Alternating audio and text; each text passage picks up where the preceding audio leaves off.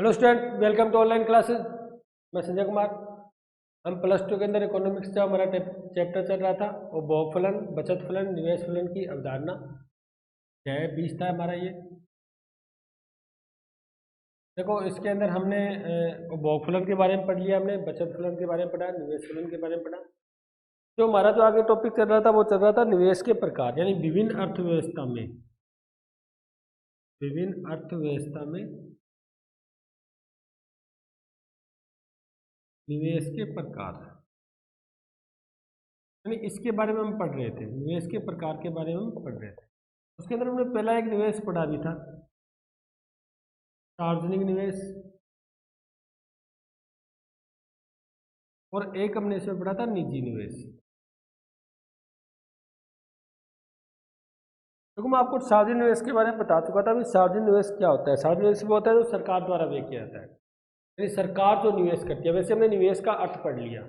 निवेश होता है जो उत्पादन बढ़ाने के लिए, उत्पादन में वृद्धि करने के लिए जो हम पैसा खर्च करते हैं। यानी मैंने आपको एक उदाहरण दिया था, देखो हम एक रूम बना लेते हैं, अगर वो रूम का उत्पादन के लिए उपयोग नहीं करते हम, तो वो निवेश नहीं है, वो सिर्फ पूंजी है हमारी। क्या है? पूंजी है।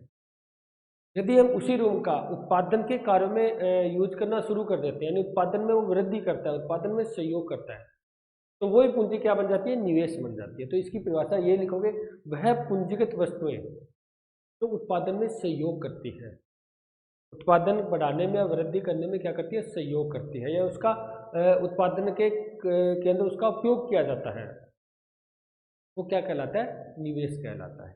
ठीक है, ये तो होता है सरकार के द्वारा निवेश। किसके द्वारा होता है? सरकार के द्वारा। उसमें सरकार निवेश करती है, जैसे सड़कें बनाना, पुल बनाना, इस चीज़ की हम चर्चा कर चुके हैं। दूसरा निजी निवेश, जो निजी व्यक्ति करता है। ये निजी व्यक्ति के द्वारा होता है, ये सरकार के द्वारा होता है, ये निजी व्यक्ति के द्वारा होता है। इसी पर हम तीसरा निवेश की अवधारणा और पढ़ लेते हैं। आगे जो तीसरा इसका प्रकार है उसकी चर्चा कर लेते हैं। एक तो होता है इसके अंदर स्वायत्त निवेश, एक होता है इसके अंदर प्रेरित निवेश।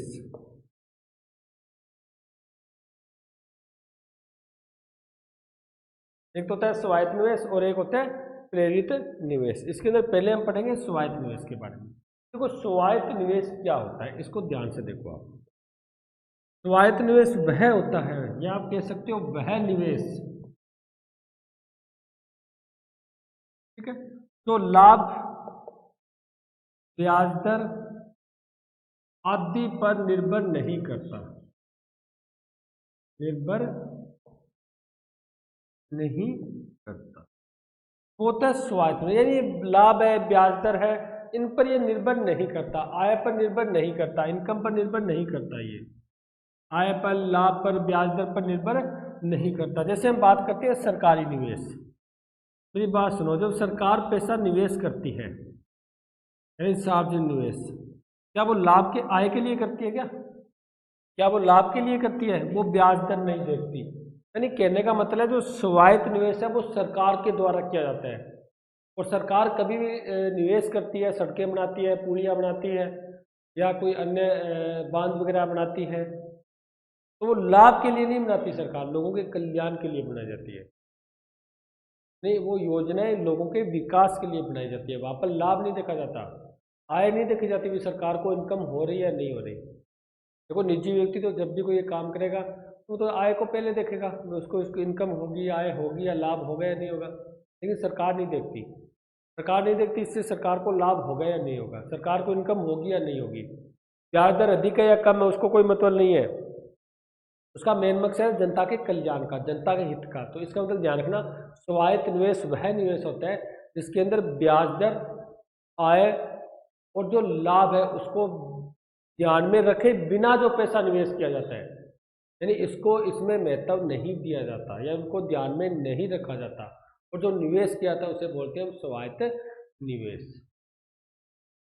ठीक है, और ये कौन सी होती है? समाजवादी जो अर्थव्यवस्था होती है उसमें स्वायत्त निवेश होता है। इसका मतलब वहाँ पर सरकारी निवेश ज़्यादा होता है। जो निवेश करती है वो कौन करती है? सरकार करती है, सरकार के द्वारा किया जाता है। और स्वायत्त निवेश का जो ये इसका सिंबल है, स्वायत्त निवेश का जो वक्र बनेगा वो कैसा बनेगा उसकी हम चर्चा कर लेते हैं। तो डायग्राम बनाएंगे हम। देखो स्वायत्त निवेश आय पर लाभ पर निर्भर नहीं करता ना, तो इसका मतलब इसकी जो रेखा होगी वो बिल्कुल स्थिर रेखा होगी स्वायत्त निवेश की। ये ओ अक्ष के बराबर होगी, ओ एक्स के समांतर होगी, ठीक है। ये ओ एक्स अक्ष है, यानी ये है स्वायत्त निवेश की आपका डायग्राम, या आप कह सकते हो इसका वक्र। बिल्कुल छोटा सा प्रश्न है ये आप क्या पढ़ोगे स्वायत्त निवेश, ये कहोगे कि जो ब्याज लाभ, ब्याज दर लाभ और आय पर निर्भर नहीं करता, उससे क्या बोलते हैं स्वायत्त निवेश। आय चाहे कितनी हो, चाहे कम हो चाहे ज़्यादा हो, कितनी आय हो, निवेश ये स्थिर रहता है। इसका मतलब स्वायत्त निवेश क्या रहता है, स्थिर रहता है। यानी बिल्कुल एक ओ एक्स के समांतर रेखा होती है, उसे बोलते हैं हम स्वायत्त निवेश। और ये कौन करता है, सरकार या सार्वजनिक व्यय किया जाता है। और सरकार जब भी कोई सड़कें बनाती है, पुलियाँ बनाती है, कोई बांध वगैरह बनाया जाता है सिंचाई की व्यवस्था के लिए, बिजली के उत्पादन के लिए, जो भी सरकार कार्य करती है सिंचाई के लिए, वो लाभ के लिए नहीं करती सरकार, जनता के कल्याण के लिए किया जाता है। तो इसके अंदर ये डायग्राम, अब स्वायत्त निवेश का वक्र आपको पता चल गया। देखो ध्यान रखना, आगे जो आपका आय उत्पादन का जो आगे लेसन आपका 21वां, उसमें ये बहुत काम आएगा, इसलिए यहाँ इसको एक बार और समझ लो आप। आपको स्वायत्त निवेश काम आएगा। स्वायत्त उपभोग हम पढ़ चुके हैं, जो शून्य आय पर उपभोग होता है उसे स्वायत्त उपभोग कहते हैं। मैं एक बार और बता देता हूँ आपको, स्वायत्त उपभोग जो शून्य आय पर हो उसे, जो शून्य आय पर उपभोग होता है उसे स्वायत्त उपभोग कहते हैं। और जो बिना किसी ब्याज दर लाभ आय को ध्यान में रखकर जो निवेश किया जाता है उसे स्वायत्त निवेश कहते हैं, ठीक है। अब आता है आपका इसके अंदर आगे नेक्स्ट प्रेरित निवेश।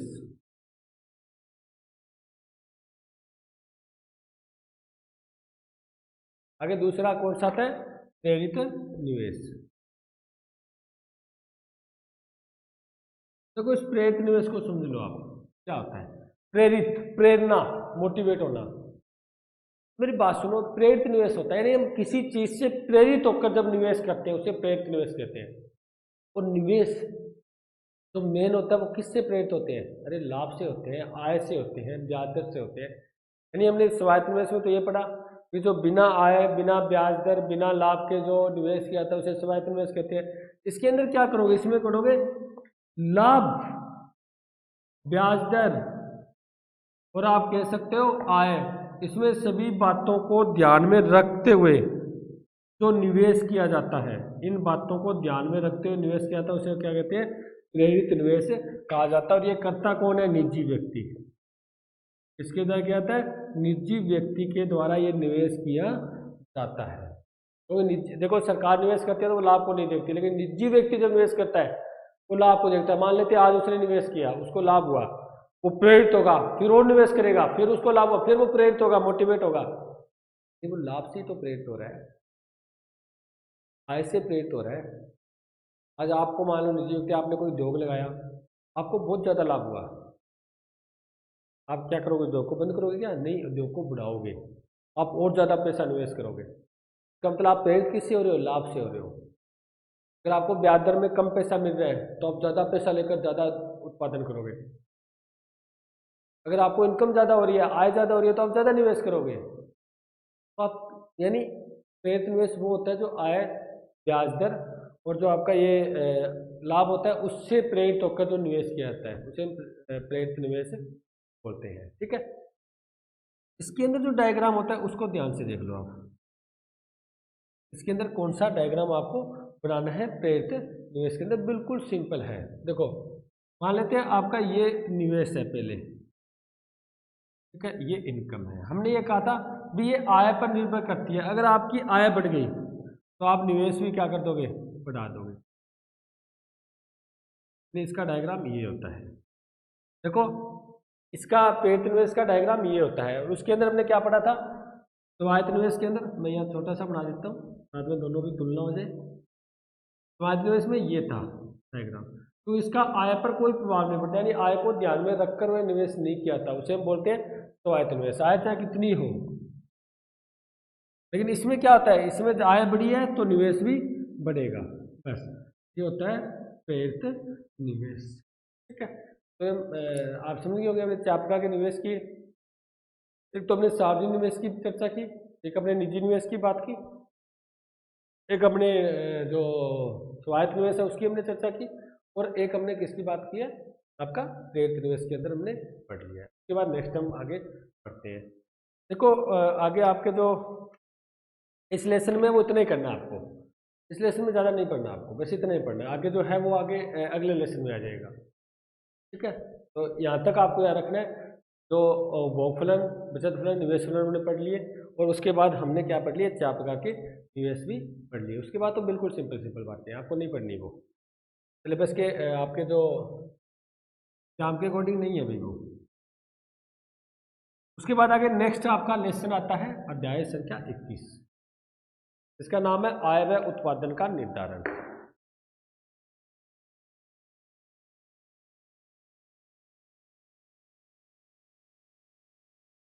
उत्पादन का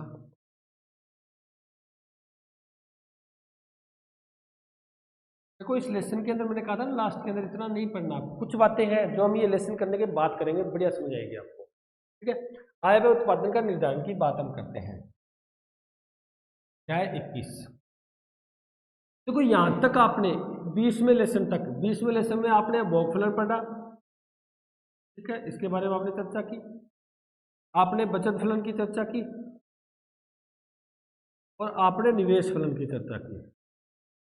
अब हम क्या करेंगे, अब हम आय और रोजगार सिद्धांत, अब ये तो पढ़ रहे थे ना, आय एवं रोजगार सिद्धांत जो किसका था, याद आ गया क्या आपको? 1939 से 1929 से 33 तक महामंदी आई थी। उसके बाद 1936 के अंदर ए theory of employment, trust and money जो बुक लिखी थी किन्स ने, और उसी बुक के द्वारा उसने आय व रोजगार का सिद्धांत दिया था। ठीक है, अब हम इसी के द्वारा इसमें आय व उत्पादन का निर्धारण करेंगे, इसका मतलब साम्य करेंगे, साम्य की बात करेंगे, किसकी करेंगे, साम्य की, क्योंकि साम्य के बाद ही तो आय उत्पादन का निर्धारण होता है। जैसे हमने पहले कीमत का निर्धारण किया था, साम्य से किया था, उत्पादन का निर्धारण साम्य से किया था, यानी जो भी निर्धारण होता है वो साम्य से होता है। तो यहाँ पर आय उत्पादन का जो निर्धारण करोगे वो क्या करोगे, यानी इसका मतलब आप साम्य की चर्चा करने वाले हो। उसमें कुल मांग यानी समग्र मांग और समग्र पूर्ति के द्वारा साम्य कैसे निर्धारित किया जा सकता है, किस प्रकार हम साम्य कर सकते हैं, किस प्रकार हम आय का भी, हमारे देश में जो आय है वो कितनी है, आय का निर्धारण किया जा सकता है, हमारे देश में उत्पादन कितना है, हम उत्पादन का निर्धारण कर सकते हैं। ठीक है, तो कहने का मतलब इस लेसन में वह आय व उत्पादन का निर्धारण करोगे, यानी कुल समग्र मांग और समग्र पूर्ति, समग्र मांग और समग्र पूर्ति के द्वारा आय व उत्पादन का आपका क्या किया जाएगा, निर्धारण किया जाएगा, उत्पादन का निर्धारण। समग्र मांग व समग्र पूर्ति के द्वारा आपको आय व उत्पादन का क्या करना है, निर्धारण करना है। ठीक है, अब हम आगे नेक्स्ट पढ़ते हैं, किस प्रकार करना है। तो इसका मतलब आपको समग्र मांग और समग्र पूर्ति के द्वारा करना है। तो इसका अर्थ क्या हुआ, अब हमें अलग अलग पढ़ना पड़ेगा कि समग्र मांग क्या होती है और समग्र पूर्ति क्या होती है। समग्र मांग क्या होती है, समग्र पूर्ति क्या होती है, क्योंकि इन दोनों के द्वारा तो मैं आय व उत्पादन का निर्धारण करना है, तो दोनों के बारे में पता तो होना चाहिए ना, तो निर्धारण कर पाएंगे।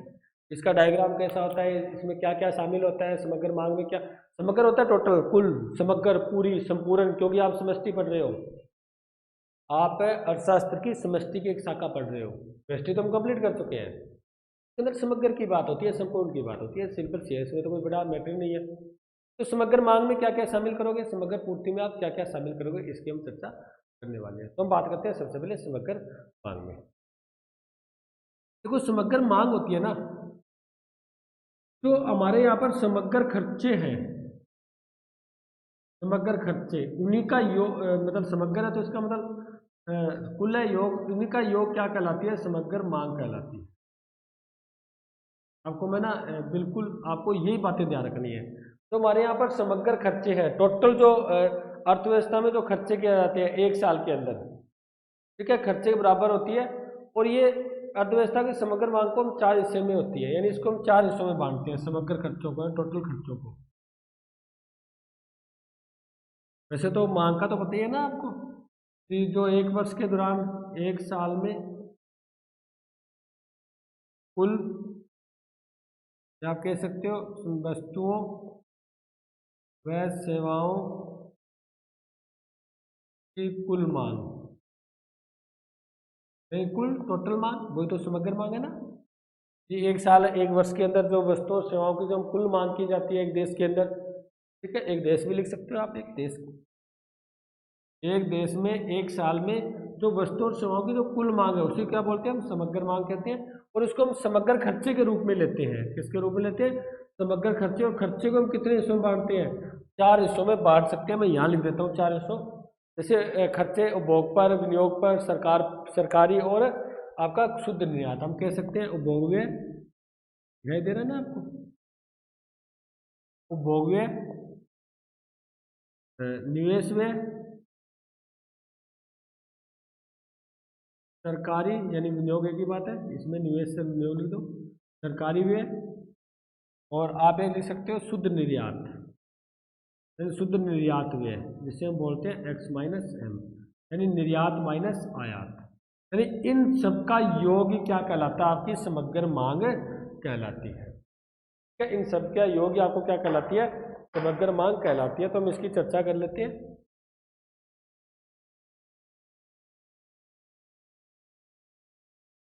तो आपको देखो समग्र मांग में क्या क्या शामिल करोगे, उपभोग व्यय को, यानी देखो हमने पहले लिख दिया अभी, जो समग्र खर्चे हैं, समग्र खर्चे, उसको हम समग्र मांग कहते हैं। खर्चा कहाँ का होता है, भोग व्यय पर, यानी भोग पर खर्चा होता है, विनियोग पर खर्चा होता है, सरकारी खर्चा होता है और शुद्ध निर्यात पर खर्चा होता है। इसका मतलब हम ये ले सकते हैं, इसको सी, इसको आई, इसको जी और इसको एक्स माइनस एम। तो मैं समग्र मांग की परिभाषा बना सकता हूँ आपको, यानी उसका एक सूत्र बना सकते हैं एडी का।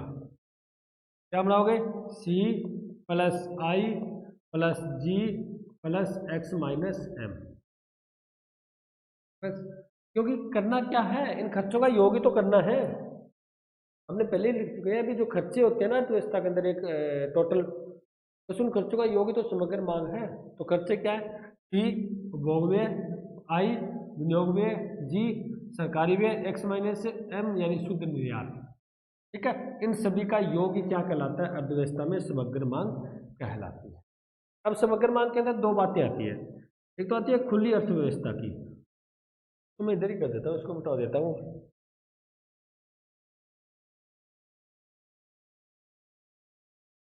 एक तो होती है खुली अर्थव्यवस्था, एक होती है बंद अर्थव्यवस्था। अगर आपको याद हो तो हमने आय का चक्राकार प्रभाव पढ़ा था, वर्तुलाकार प्रभाव पढ़ा था ना, इसके अंदर पढ़ा था कि इसके अंदर दो ही क्षेत्र थे, यानी बंद अर्थव्यवस्था में दो ही क्षेत्र होते हैं, खुली अर्थव्यवस्था में 4 क्षेत्र होते हैं। ठीक है, तो इसके अंदर क्या होता है, देखो खुली अर्थव्यवस्था वो होती है जो ओपन, हमारी जो इकोनॉमी होती है, इसका मतलब वहां पर कोई भी आकर व्यापार कर सकता है, कोई भी आकर बाहर का व्यक्ति भी आकर व्यापार कर सकता है, उत्पादन कर सकता है। ठीक है, और सरकार भी उसमें व्यय कर सकती है। तो इसका मतलब कह सकते हैं जो खुली अर्थव्यवस्था होती है उसके 4 क्षेत्र होते हैं, वो यही होता है, जी आई जी एक्स माइनस, ये किस में है, ये खुली अर्थव्यवस्था की बात है। यानी खुली अर्थव्यवस्था है तभी तो क्या होता है, आयात और निर्यात और आयत हो रहा है। ये खुली अर्थव्यवस्था है तभी तो निर्यात और आयत हो रहा है ना। अगर बंद होती तो कहाँ होता, देश से आकर वस्तु बेच लेते क्या यहाँ पर, अर्थव्यवस्था तो बंद होती, क्लोज होती, फिर क्लोज होती, फिर तो वस्तुओं का लेन देन होता ही नहीं आपस में। ठीक है, तो इसका मतलब खुली अर्थव्यवस्था वो होती है, इसमें आयत और निर्यात और सरकारी व्यय भी शामिल होता है। लेकिन यहाँ क्या होता है, बंद अर्थव्यवस्था में आप दो ही व्यय की बात करोगे, कौन कौन सी, एक तो उपभोग व्यय की और एक आप विनियोग व्यय की।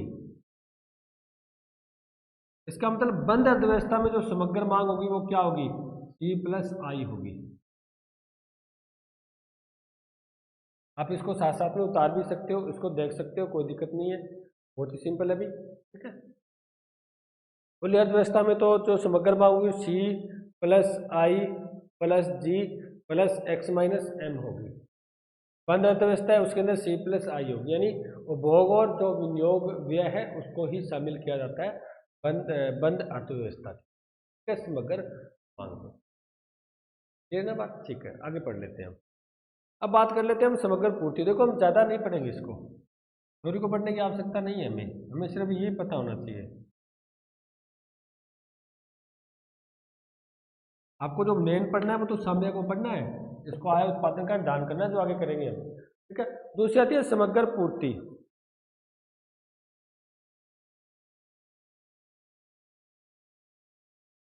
देखो समग्र पूर्ति क्या होती है, समग्र पूर्ति। अब समग्र पूर्ति को आपको मैं पहले सूत्र लिख देता हूँ, ये आय से होती है, बराबर सी प्लस एस। आपको याद है ये था ना, हमने आय को पढ़ा था, जो आय होती है वो भोग होता है और एस बचत होती है। सिर्फ इसी आय को हम दो ही प्रकार से खर्च कर सकते हैं ना, या तो हम भोग करेंगे या अपनी बचत करेंगे, इन दो ही प्रकार से उसका उपयोग किया जा सकता है। तो जो समग्र पूर्ति होती है उसके अंदर क्या होता है, कुल बचत यानी कुल उपभोग प्लस कुल बचत, बस इसका योग क्या कहलाता है, समग्र पूर्ति। यानी एग्रीमेंट, अगर सप्लाई की बात करें हम तो ए एस बराबर होता है सी प्लस एस। क्या होता है, सी प्लस एस। यानी एग्रीमेंट जो सप्लाई होती है ना, ए एस होती है, वो सी प्लस एस होती है, ठीक है। अब बात समझ गए, ये इसकी आ गई समग्र पूर्ति की। तो समग्र मांग की आप जो, वो आप समझ गए, समग्र मांग की क्या थी, सी प्लस आई प्लस जी प्लस और एक्स माइनस एम। और समग्र पूर्ति का आप क्या पढ़ोगे, सी प्लस एस। बस मेन बात आपको यही ध्यान रखना है, मेन बात आपको ये ध्यान रखनी है, समग्र मांग के अंदर कौन कौन सी मदें शामिल होती है और समग्र पूर्ति में कौन कौन सी मदें शामिल। तो इसके अंदर हम स्वायत्त निवेश को भी लेके चलेंगे। तो हम एक द्विस्तरीय अर्थव्यवस्था में साम्य स्तर का ज्ञान करते हैं। इसमें द्विस्तरीय अर्थव्यवस्था, और द्विस्तरीय अर्थव्यवस्था कौन सी होती है, जो बंद अर्थव्यवस्था है। इसमें दो स्तर होते हैं, कौन कौन से, एक तो पारिवारिक क्षेत्र, हमने आपको पीछे पढ़ा था ना, वही लिख देता हूँ मैं। एक तो हमने पारिवारिक क्षेत्र की बात की थी और एक अपने औद्योगिक क्षेत्र की बात की थी।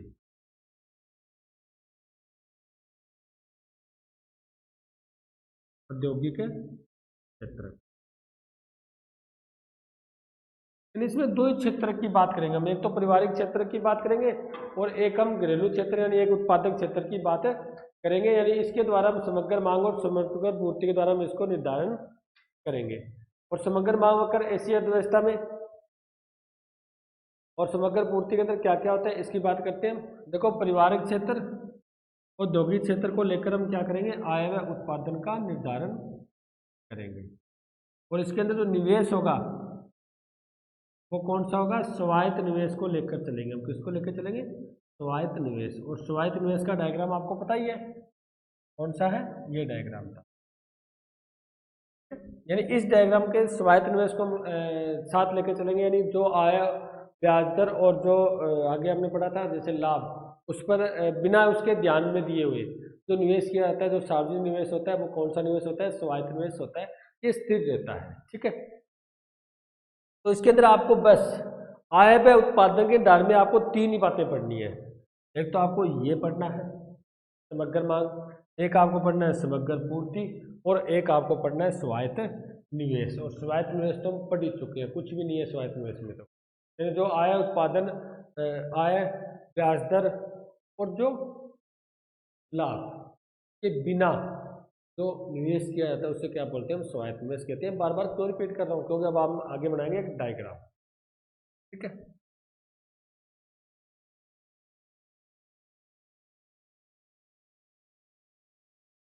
डायग्राम बिल्कुल सिंपल, जवाब बिल्कुल ही कुछ भी नहीं है। आपको जो पीछे याद किया ना वही आपको देखना है, कुछ भी नहीं करना। मैं यहाँ पर एक डायग्राम बना देता हूँ आपको, देखो इधर। हाँ, मैं नहीं कर रहे, एक बार हम इन्हीं का समग्र मांग समग्र पूर्ति का डायग्राम बना रहे हैं। देखो हमने एक बात कही थी, जो समग्र मांग होती, जो समग्र मांग होती है, ठीक है, उसके अंदर क्या क्या शामिल होता है। समग्र मांग में हमने शामिल की थी जैसे सी, आई, जी और एक्स माइनस एम। उसके अंदर हमने क्या क्या था, हमें एक द्विस्तरीय अर्थव्यवस्था की बात करनी है। कौन सी बात करें, द्विस्तरीय अर्थव्यवस्था। और इसके अंदर हम क्या लेके चलेंगे, सिर्फ दो ही लेके चलेंगे, सी प्लस आई। और आई को भी हमने क्या माना, अभी पढ़ के आए, भी सिर्फ स्वायत्त निवेश।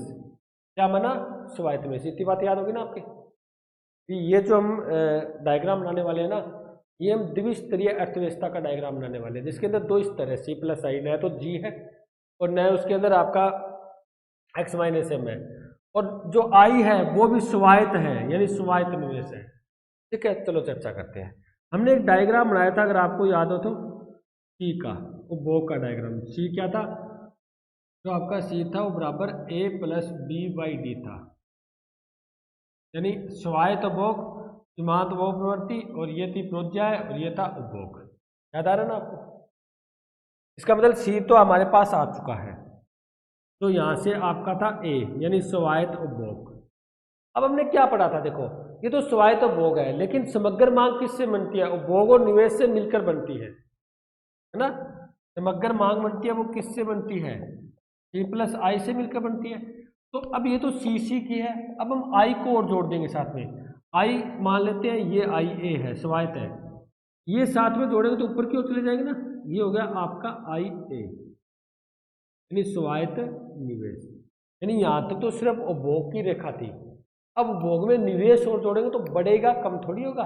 तो बढ़ेगा तो हम क्या चले जाएंगे, ऊपर की ओर चले जाएंगे, बस ये आपकी रेखा बन जाएगी एडी की, समग्र मांग। ये ध्यान रखना, क्योंकि समग्र मांग में सी प्लस आई दोनों शामिल होते हैं, ये हम पढ़ चुके हैं। ठीक है, क्योंकि हम द्विस्तरीय अर्थव्यवस्था की बात, वैसे तो ये सारे शामिल होते हैं, लेकिन हम द्विस्तरीय अर्थव्यवस्था की बात करें उसमें सी प्लस आई शामिल करना आपको। सी की रेखा ये रही, स्वायत्त निवेश है वो स्वायत्त है, तो यहाँ से यानी ऊपर की ओर चले जाएंगे, क्योंकि निवेश और जुड़ जाएगा उसके अंदर, और ये जो नई रेखा बनेगी वो एडी की रेखा आपके बन जाएगी। इसका मतलब सी प्लस आई की रेखा आपकी कंप्लीट हो जाएगी। आई ए क्यों लिख रहे हैं, क्योंकि यहाँ स्वायत्त निवेश लिया है हमने। क्या इस रेखा को मैं पूरा लिख दूँ, ए डी बराबर सी का मान ये है A plus B by D plus I A, एक ही बात है, या मैं इसको एक में सी लिख दूँ, यानी सी का मान है ये, तो सी प्लस आई ए। अब आप यहाँ तो समझिए ना, मैं आई ए क्यों लिख रहा हूँ, उसके पैर में क्यों लिख रहा हूँ, क्योंकि स्वायत्त निवेश की बात हो रही है। कौन से निवेश की बात हो रही है, स्वायत्त निवेश की बात हो रही है, प्रेरित निवेश की बात नहीं हो रही। ठीक है, तो ये आपका बन गया एडी का वक्र, समग्र मांग का वक्र। ठीक है, यहाँ तक तो हम पिछले जो लेसन था उसमें करके आए थे हम, सी बराबर ए प्लस बी, सीमांत उपभोग प्रवृत्ति और वाई। ठीक है, जैसे हमने इस उपभोग के अंदर आई और जोड़ दिया आई ए, तो ये रेखा ऊपर की ओर चली गई, यानी ये रेखा आपकी बन गई समग्र मांग की रेखा। अब बात करते हैं समग्र पूर्ति की रेखा की, बात करते हैं समग्र पूर्ति की रेखा।